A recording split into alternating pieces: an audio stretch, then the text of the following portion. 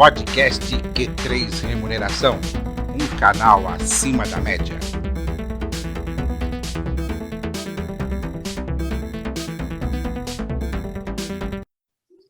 Olá você, profissional de gestão de pessoas e especialmente de remuneração. Está começando mais um episódio do podcast Q3 Remuneração, um canal acima da média, programa que tem um oferecimento da SoftTrade, soluções para recursos humanos, a experiência em RH que a sua empresa precisa. Eu sou Vanderlei Abreu, jornalista especializado em recursos humanos, e comigo está Matheus Oliveira, idealizador do Q3 Remuneração e sócio-diretor da RH Plus, referência em remuneração, a consultoria que não fecha negócios, abre relacionamentos, que vai dar alguns recados antes de iniciarmos o nosso programa. Olá, Matheus.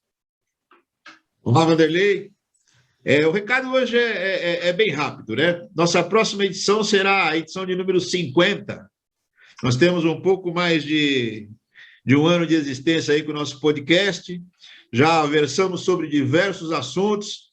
Então, a próxima edição vai ser uma edição especial aí para os nossos amigos acompanhantes, e vai ser muito legal. Estamos preparando isso com muito carinho, e em breve teremos esse evento aí de número 50. Para quem começou sem muita pretensão, estamos indo bem, hein? Com certeza. Já cobrindo dois grandes eventos, né, Matheus? Nós cobrimos o CONAR, com certeza, o retorno do CONAR presencial e agora o CBTD presencial. Para quem está escutando o nosso programa agora, nós colocamos no ar aí já a cobertura do CBTD também, o Congresso Brasileiro de Treinamento e Desenvolvimento, que aconteceu agora no final do mês de junho, né? Então, a gente é presente nos eventos presenciais também aí da área de recursos humanos, né? Isso aí. Além dos temas que nós trouxemos, né? Trouxemos vários temas interessantes, como o CAD, que deu uma boa repercussão, profissionais do nível de Antônio Linhares, e tantos outros aí que puderam está contribuindo com a gente aí, Marcelino Bispo, né? Crispim. E hoje nós temos uma pessoa muito especial, mas muito especial mesmo, né? Uhum. As pessoas hoje falam do tema Employer Branding, mas nem imaginam quem trouxe isso para o Brasil, quem começou, quem recebeu o primeiro prêmio a respeito do tema, que é a nossa entrevistada que você vai fazer a apresentação aí. Pois é. O que faz uma empresa conquistar um título de boa empregadora? Quais são as estratégias que uma organização deve adotar para desenvolver a sua marca empregadora? E o que é Employer Branding? Para responder a essas e outras perguntas, o podcast Q3 Remuneração, um canal acima da média, traz no programa de hoje Maria Bia Henrique, CEO da MB Capital Humano, graduada em Administração de Empresas pelo Centro Universitário Santana, pós-graduada em Gestão de Recursos Humanos pela FAAP, MBA em Desenvolvimento Empresarial pela Universidade Federal do Rio de Janeiro e Marketing Employer Branding pela Université de Tours, na França. Que currículo, hein? Seja muito bem-vindo ao podcast Q3 Remuneração, Bia. Muito prazer, muito obrigada, Matheus, pelo convite, obrigada, Vanderlei, pelo apoio. E vai ser um prazer, né, bater um papo aqui com vocês sobre Employer Branding, que é uma coisa que eu realmente gosto muito. Muito bem, Bia. O Brasil trata muito mal as pessoas que se tornam pioneiras, né? Acabam esquecendo. Eu tenho certeza que muita gente não sabe da tua importância para esse tema dentro da área de recursos humanos. Hoje é um tema tão atual, tão discutido, com muita literatura a respeito, mas ninguém sabe efetivamente como é que isso surgiu no Brasil. E eu tive o prazer de te conhecer lá atrás. Uhum. Eu gostaria que você contasse um pouquinho sobre qual foi a sua percepção, como é que você foi buscar esse tema, como é que você enveredou por esse caminho aí e que te levou a ganhar o prêmio Ser Humano, focando na parte de Employer Branding. Uhum. Foi muito interessante essa trajetória, Matheus, porque, assim, como tudo que é gostoso, né, às vezes é meio por acaso. Eu tive a oportunidade de me inscrever para um programa de mestrado, que era um mestrado sanduíche entre a Universidade Federal do Rio de Janeiro e a Université François Rabelais, na França. E eu fiquei toda entusiasmada, vou fazer o mestrado de sanduíche e tal, não sei o quê. Queria fazer o mestrado em RH, né? E aí, lá pelas tantas, eu descobri que para fazer o mestrado em RH, eu teria que ficar 6 meses na França, o que era impossível, né? Não tinha como ficar 6 meses fora do Brasil e tudo mais. E aí falei, não, o jeito vai ser ver o que que tem, né? E aí decidi fazer marketing. Falei, bom, sempre eu trabalhei com serviços, né? E marketing de serviços foi uma coisa que sempre me chamou a atenção. Aí eu resolvi fazer o mestrado em marketing.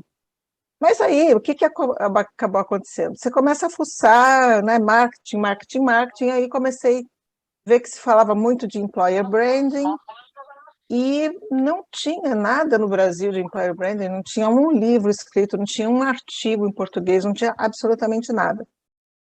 Aí eu falei, bom, a ponte que eu posso fazer do mestrado em marketing com RH, que era a minha inicial intenção, é estudar employer branding, porque é a forma como eu vou conseguir juntar, né, essas duas áreas, marketing e recursos humanos. E aí eu comecei a, enfim, estava lá fazendo mestrado, meu orientador conversando muito sobre employer branding, e aí eu comecei a buscar literatura, e aí achei muita coisa, porque na verdade a coisa já tinha avançado muito fora do Brasil, e comecei a, enfim, fazer toda a pesquisa para o mestrado, muita leitura, muita descoberta, né, de metodologias. Me conectei com um autor famosíssimo sobre employer branding, que fica na Austrália. Tive a oportunidade de entrevistá-lo para minha tese, para minha dissertação de mestrado. E, enfim, foi assim, colhendo muito material, né? Esse livro que eu tive a opção de receber direto da Austrália, que deu todo o roadmap, toda a estrutura de como que você desenvolve employer branding, foi decisivo na minha dissertação. E aí a coisa evoluiu, né? Evoluiu bastante. Eu apresentei a monografia na UFRJ sobre employer branding, foi a primeira peça escrita em português sobre employer branding. E essa monografia ela serviu de base para a dissertação do mestrado, que foi defendido lá na universidade na França. E aí a coisa evoluiu, né? Porque eu consegui deixar um material escrito em português na UFRJ, e depois a dissertação em inglês, disponível para todo mundo também, lá também na UFRJ, porque eu tive que apresentar essa dissertação na UFRJ, teve que ser validada pelo grupo de professores docentes, dos docentes lá da UFRJ, para validar o meu título de mestre com base naquela dissertação. Então, foi assim, uma coisa muito bem feita, muito bacana, reconhecida, e que culminou sendo reconhecida pela BRH também, porque eu me candidatei ao Prêmio Ser Humano, isso foi em 2013, me candidatei ao Prêmio Ser Humano e ganhei na categoria de trabalhos acadêmicos, né? Então, consegui, assim, passar para muita gente esse material, porque as pessoas procuravam muito alguma coisa escrita no Brasil que pudesse ser uma boa base de conhecimento, e eu fiquei muito feliz, né, com isso, de poder passar isso adiante e poder disponibilizar para muita gente. Foi muito legal. Andei distribuindo cópia da dissertação, da monografia, para muitos profissionais de RH, porque realmente foi assim uma mineração, literalmente, né? Uma mineração de artigos, de literatura, de livros, e aí eu me surpreendi, porque tudo que eu estava vendo, né, na dissertação, eu falei, bom, como é que a gente faz isso no Brasil? O que que tem no Brasil, né? E aí, por mais que fosse grande a empresa, você ia olhar o site de carreira, era aquela coisa tradicional, que não tinha nenhum apelo, apesar de serem grandes empresas. Aí consegui, na época, discutir com um grupo da Contax, né, que estava interessado no assunto. A gente conversou, tinha algumas empresas que estavam importando a metodologia para poder aplicar no Brasil. Então, aí eu comecei a ver algumas iniciativas, né, sobre employer branding. Depois a coisa começou a tomar forma, a gente já via, enfim, palestras nos congressos falando de employer branding, as pessoas curiosas, né, para saber como é que andava. E aí eu mudei para os Estados Unidos e não acompanhei mais a evolução do tema no Brasil. Comecei a trabalhar em recursos humanos aqui, nos Estados Unidos, e foi muito interessante de ver como, na verdade, por exemplo, hoje eu trabalho numa empresa que ela está em 8 países diferentes, mas ela tem unidade no Brasil, tem unidade de negócio no Brasil, e você vê o quanto que, por exemplo, quando você está numa estrutura internacional, que tudo que se faz, a coisa fica assim, próxima, né? Porque o que você faz num local vai aparecer em todos os outros países, é uma coisa que dissemina muito rápido. Então, eu acredito que, por conta desse movimento, né, das empresas que têm operações internacionais, não importa se ela é uma grande empresa, uma média empresa, uma pequena empresa, ela tende a ter uma mesma filosofia para todas as operações, todas as unidades de negócio dela, e isso facilita muito essa disseminação de práticas, né? Então, eu acredito que a coisa tenha evoluído bastante no Brasil, porque eu vejo, né, que a gente não tem uma linguagem tão diferente. Quando você está aqui falando de RH e você está falando de RH no Brasil, você não vê assim, tanta discrepância nas ideias, nas práticas, né? Então, eu acredito que a coisa tenha evoluído bastante. Aí também, né? Legal, Bia. E hoje é inegável, mesmo aqui no Brasil, né, a importância de que as empresas devem desenvolver a sua marca empregadora, né? Então, até pegando um gancho nisso que você acabou de falar agora, né? Minha pergunta para você é qual é a importância, né, do employer branding para uma organização hoje, independente do porte dela. Uhum. Isso realmente independe do porte. Você pode ter uma marca sendo muito querida e muito desejada, né? Mesmo sendo de uma empresa menor. A gente tem aí muitas startups que viram que, de repente, se tornam assim a bola da vez e que todo mundo gostaria de ter uma oportunidade para trabalhar nela. Então, realmente independe, né, do tamanho da empresa. O que eu posso dizer é o seguinte: a guerra pelo talento, na época que eu fiz a minha dissertação, assim, os números já mostravam que a guerra do talento é uma coisa que tinha vindo para ficar e veio para ficar, né? Então, se o problema já era grande em relação a você disputar pessoas no mercado em 2013, isso só se agravou. Eu vejo isso aqui no meu dia a dia, né? As pessoas na área de tecnologia, e eu trabalho para uma empresa de tecnologia, a luta pelo talento é uma coisa absurda, né?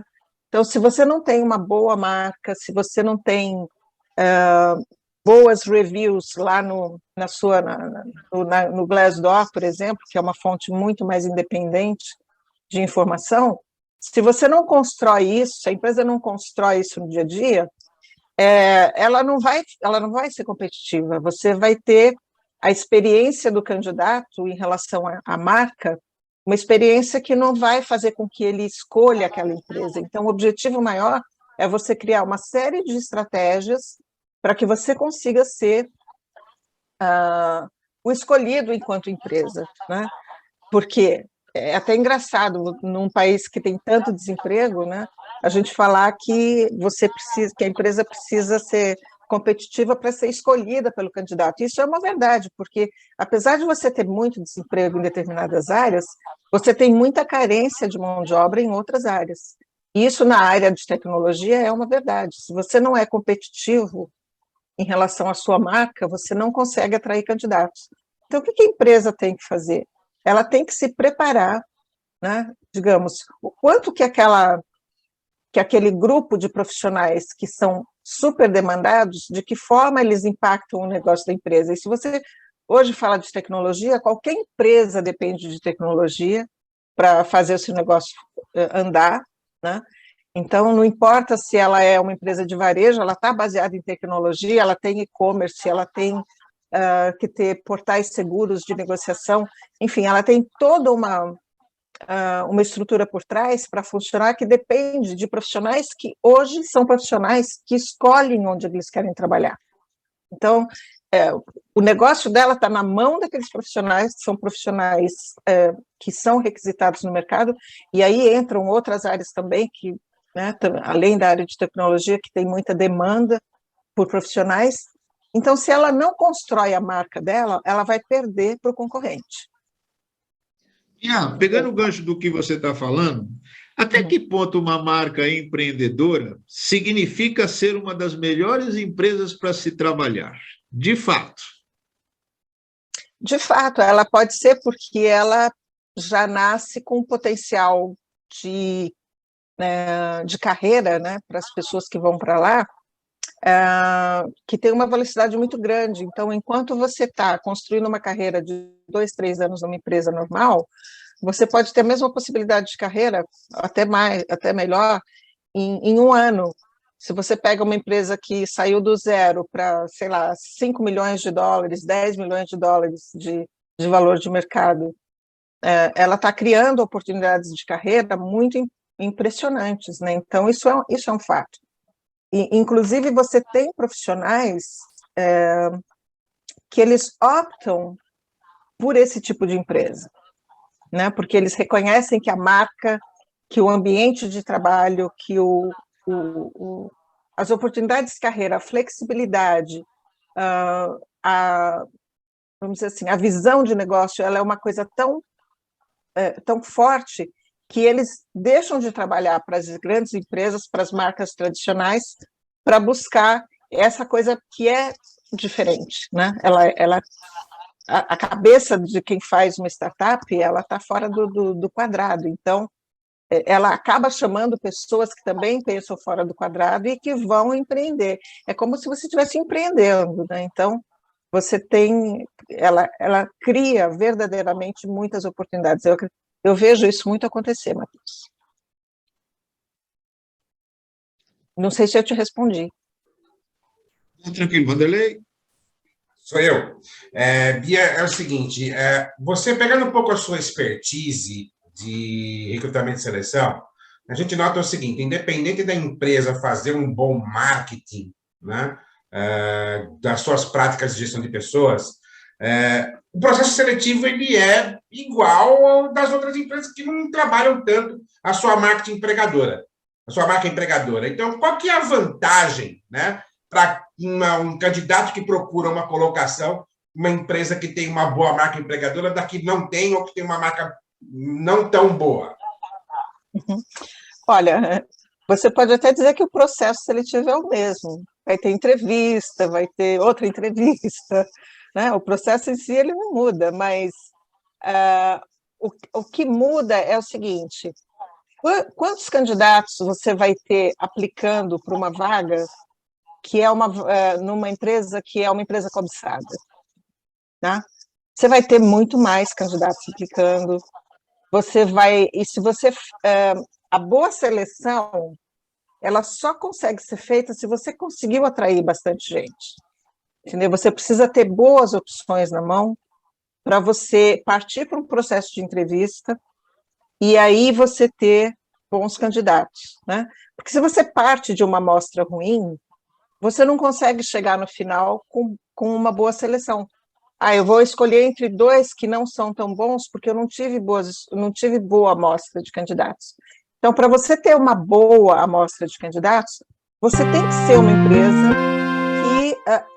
que atrai, né? Inclusive, Employer Branding tem até uma sigla para isso, que é EOC, Employee of Choice, né? Você tem aquela empresa que todo mundo percebe que ela é um bom lugar para trabalhar, entendeu? E essa percepção de que ela é uma boa empresa para se trabalhar, ela não é construída através de uma página bem feita. Você pode ter uma página da empresa maravilhosa na internet, entendeu? Mas uma coisa que a gente discutia muito em Employer Branding é, ok, será que um bom website vende a empresa? Não, não vende a empresa. O que vai vender a empresa é qual é a experiência de se trabalhar nessa empresa. Então, se você tem, por exemplo, uma empresa que ela não tem uma abinha lá no website dela dizendo trabalhe conosco. Isso daí é uma coisa assim, é uma experiência para o candidato que não diz nada, porque ele vai clicar lá, ele vai ver uma lista de oportunidades e só, quer dizer, ele não está tendo a oportunidade de conhecer a empresa. Agora, você pega uma empresa que ela tem uma página de carreiras, ela tem vídeos que mostram qual é a realidade de se trabalhar naquela empresa. Né? Ou seja, você tem depoimentos, você tem a experiência do dia a dia de quem trabalha lá, botando a cara a tapa, falando de como é trabalhar naquela empresa.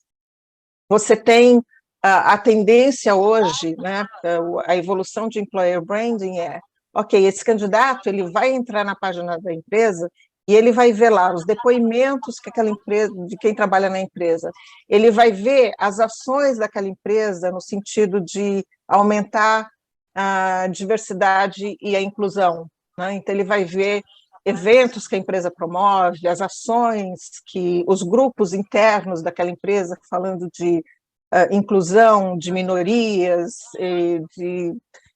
enfim, trazer mais população negra, LGBT, pessoas com deficiência. Aqui nos Estados Unidos a gente ainda tem mais um item que é trazer gente de diversos países, né, para você ter uma mistura cultural maior.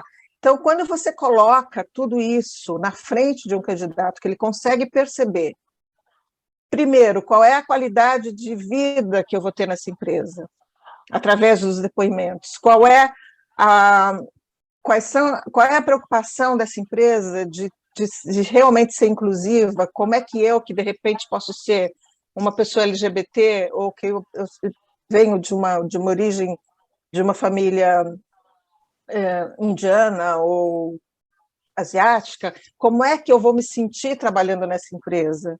Como é que eu vou me sentir acolhido? Será que essa vai ser uma boa experiência para mim? Ou eu vou me sentir discriminado? Então, quando você consegue colocar na comunicação dessa empresa todos esses ingredientes juntos, né? E lá em 2013 a gente não falava tanto assim de diversity and inclusion como hoje se fala, né? A gente falava mais de responsabilidade social, mas hoje, além da responsabilidade social, você tem a questão da inclusão. Então, quando você vê que você coloca numa página de carreira todas essas informações, e aí você estimula essa pessoa a se candidatar para a sua empresa, né? E ela pode até ter se candidatado também naquela outra que só tem uma abinha lá do Trabalho Conosco, mas ela está muito mais engajada com esse conjunto todo de informações da empresa que está trabalhando bem a marca, e se ela, ao longo do processo, né, porque também não adianta você fazer todo esse esforço de comunicação e não oferecer uma boa experiência para o candidato. Então, começa com a comunicação, você traz o candidato para o processo seletivo, você vai fazer com ele um processo seletivo respeitoso, que ele entende o que está acontecendo, que ele está sendo, vamos dizer assim, bem cuidado desde da hora que ele viu o website, até a hora que ele participou do processo, até o momento que ele foi para o processo de onboarding, né, que é o processo de contratação. Tudo isso tem que ser uma coisa, vamos dizer, ações engatilhadas, que você tem que fazer bem numa visão sistêmica, não adianta você fazer bem uma e não fazer a outra. Então, se ele viu teve todo aquele impacto positivo a partir da comunicação via website, ele teve uma boa experiência desde o início com o recrutador, na entrevista, na comunicação, muita mensagem de texto, você, né, sendo rápido, falando a linguagem dele, e aí você consegue trazer para o processo de entrevista, consegue fazer um bom processo de onboarding, você convida essa pessoa a ir lá na página no Glassdoor e ver as opiniões independentes e tudo mais. O que vai acontecer no final? Ele está sendo estimulado todo o tempo, né? Agora, você pega aquela empresa que tinha lá só a marquinha dela do trabalho conosco. Não existe nada de comunicação acerca daquela empresa, de como é a experiência de se trabalhar naquela empresa.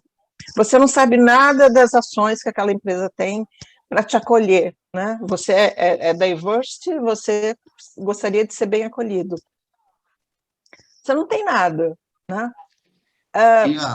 Como é que é no final? Ele vai escolher quem? Me fala. Né? Bia, eu tenho uma visão um pouco diferente, pelo menos em relação às empresas brasileiras, tá? O nosso RH virou marqueteiro demais, está muito marqueteiro. Né? Ou seja, hoje você tem um selo da GPTW, em tese, deveria fazer alguma diferença, né?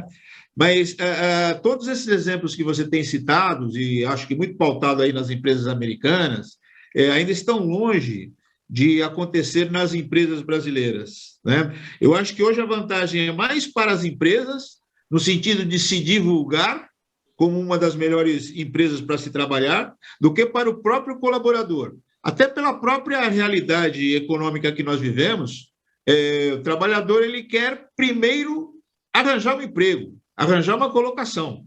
Depois ele vai pensar se a empresa é uma boa empresa para se trabalhar, se a empresa é uma marca empreendedora, e assim por diante. Eu não sei se eu consigo passar para você a sensação que eu tenho sobre o panorama brasileiro. Eu sei, Matheus, eu concordo com você. Eu acho que são duas realidades que convivem juntas, tá? Quando eu estou te dando todos esses exemplos aqui de comunicação, de atração de marca, isso é uma realidade para o Brasil também, porque você tem uma parcela do mercado de trabalho, uma parcela das vagas, que você tem esse candidato agradecendo a Deus porque ele conseguiu um emprego, e você tem do outro lado aquele candidato que está escolhendo entre duas ou três ofertas, porque ele está numa área onde você tem uma alta demanda de vagas e uma alta demanda e uma baixa demanda de profissionais. Tá? Então, ela está num quadrante, você tem empresas, a maior parte das empresas, elas têm uma determinada quantidade de vagas que estão nesse quadrante de alta demanda, alta oferta de vagas e baixa oferta de candidatos, tá? E, geralmente, essas vagas são vagas que impactam extremamente o negócio da empresa, então ela tem que conviver nesses dois mundos, ela tem que cuidar de ser competitiva naquele quadrante onde ela disputa profissionais, e aí entra toda essa metodologia que eu descrevi, né? Porque se a empresa não parte para isso, ela não atrai, ela não fecha as vagas que ela tem naquele quadrante que eu estou te falando, não precisa ir longe, tá? A gente tem hoje abertas no Brasil pelo menos umas 20 vagas de engenheiros de software na área de qualidade. Não tem candidato. E se a empresa que eu trabalho, ela não tem uma marca boa, se ela não tem toda essa tratativa com o candidato, na hora que aparecer alguém, a gente vai perder para uma outra empresa. Você entendeu? Então, você pode pegar qualquer negócio, mesmo aquele negócio onde você está me dizendo que existe o profissional que dá graças a Deus de conseguir o trabalho dele, você vai ter essa mesma empresa tendo que cuidar muito da marca dela, porque ela está com outras vagas muito difíceis de preencher, principalmente nessa área de tecnologia. Entendeu? Então, a gente não está falando de coisas diferentes, não. A gente está falando de dois mundos que convivem juntos, na mesma, entendeu? Com a mesma intensidade, né? E aí, o que o pessoal de RH faz? Às vezes fica meio perdido, né? Como é que ele vai ficar competitivo para preencher aquele grupo de vagas que está lá naquele quadrante que eu descrevi para você? Ele vai para um GPTW que não... Great Place to Work, ele vai para essa ferramenta que, vou te dizer, para employer branding, ela não significa nada. Entendeu?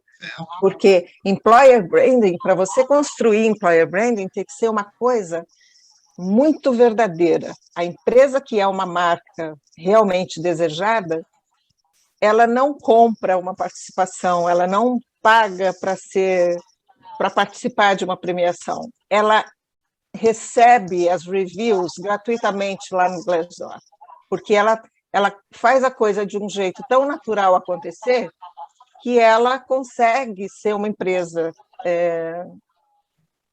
da escolha dos candidatos com muita naturalidade. Isso é uma coisa que não se força. Então, acho que é isso que as pessoas têm que entender, né? É uma coisa muito... É uma série de ações somadas que vão dar para aquela empresa aquela qualificação e, infelizmente, não tem outro caminho. Ela não é um GPTW que vai fazer com que ela seja a empresa da escolha de alguém. Muito bem. Nós vamos fazer um pequeno intervalo, mas fiquem conosco, porque no segundo bloco nós vamos falar sobre a experiência do candidato, a experiência do colaborador e, olha, demissões em massa. Não saia daí que voltamos já. Lembrando que o podcast Q3 Remuneração, um canal acima da média, é um oferecimento da Soft Trade Soluções para Recursos Humanos. A experiência em RH que a sua empresa precisa. Até já. Podcast Q3 Remuneração, um canal acima da média.